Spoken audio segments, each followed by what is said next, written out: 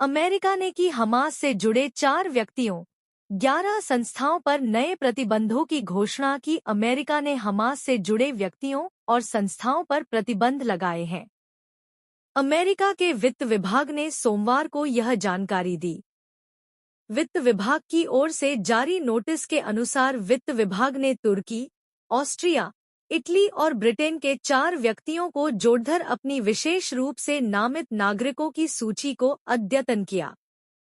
America ने Yemen, Gaza, Italy, तुर्की, Lebanon और check गणराज्य की 11 संस्थाओं के खिलाफ भी प्रतिबंध लगाए। अमेरिकी विदेश विभाग ने कहा कि लक्षित व्यक्ति और संस्थाएं हमास के सबसे प्रमुख समर्थकों में से हैं और अपने दुर्भावनापूर्ण उद्देश्यों के लिए निर्दोष फिलिस्तीनी नागरिकों की पीड़ा का फायदा उठाने की कोशिश करते हैं।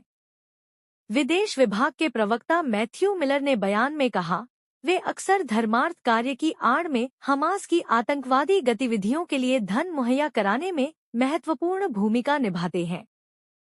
अमेरिकी वित्त विभाग ने स्पष्ट किया कि उसने हमास को अंतर्राष्ट्रीय वित्तीय सहायता प्रदान करने के लिए 3 व्यक्तियों और एक संस्था को निशाना बनाया। बयान में कहा गया है कि अमेरिका ने हमास के एक समर्थक हामिद अब्दुल्ला हुसैन अल अहमर, जो तुर्की में रहने वाला एक यमनी नागरिक है, और उसके 9 व्यवसायों के साथ साथ गाजा में कथित रूप से हमास द्वारा नियंत्रित अल इंताज बैंक पर भी प्रतिबंध लगाया है।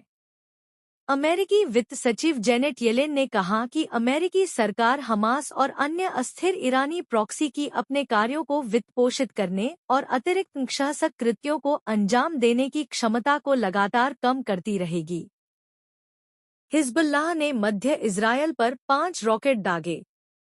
लेबनान के हिजबुल्लाह लड़ाकों ने सोमवार देर रात मध्य इजरायल पर लगभग 5 रॉकेट दागे, लेकिन इससे क्षेत्र में कोई हताहत नहीं हुआ। इजरायली अधिकारियों ने यह जानकारी दी। स्थानीय निवासियों ने मध्य इजरायल के आसमान में विस्फोटों की आवाज़ सुनने की सूचना दी। इजरायली सेना ने कहा कि सीमा से लगभग 100 किलोमीटर दूर लेबनान से हिजबुल्लाह द्वारा लगभग 5 प्रोजेक्टाइल लॉन्च किए गए थे। कई रॉकेट रोके गए, जबकि अन्य खुले इलाकों में गिरे। इजरायल के राष्ट्रीय आपातकालीन पूर्व अस्पताल चिकित्सा और रक्त सेवा संगठन मैगन डेविड एडोम के महानिदेशक एली बिन ने बताया कि किसी के घायल होने की पुष्टि नहीं हुई है।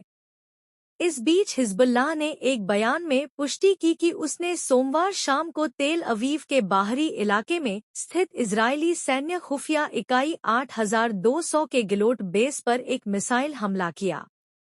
सैन्य समूह ने कहा, इस्लामिक प्रतिरोध लेबनान और उसके लोगों की रक्षा के लिए तैयार रहेगा। हरियाणा के नतीजे लोकतंत्र की हार, पवन खेड़ा बोले यह सिस्टम की जीत है, नतीजा स्वीकार नहीं। खेड़ा ने दावा किया कि हमारे प्रत्याशी के बारे में 3 जिलों हिसार, महेंद्रगढ़ और पानीपत से लगातार शिकायतें आ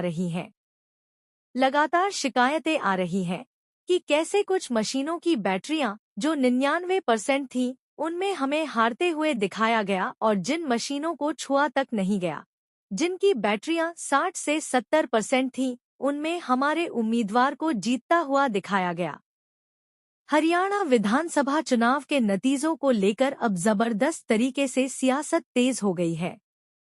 कांग्रेस लगातार चुनाव आयोग पर सवाल खड़े कर रही है। इन सब के बीच कांग्रेस ने साफ तौर पर कहा है कि यह नतीजा उसे स्वीकार नहीं है। हरियाणा में तंत्र की जीत हुई है, लोकतंत्र हार गया है। उन्होंने कहा कि अलग अलग जिलों से जो शिकायतें आ रही है, उसे हम चुनाव आयोग तक पहुंचाएंगे। कांग्रेस नेता पवन खेड़ा ने कहा कि नतीजे पूरी तरह अप्रत्याशित हैं और हम तो यहां तक कहेंगे कि ये अस्वीकार्य हैं।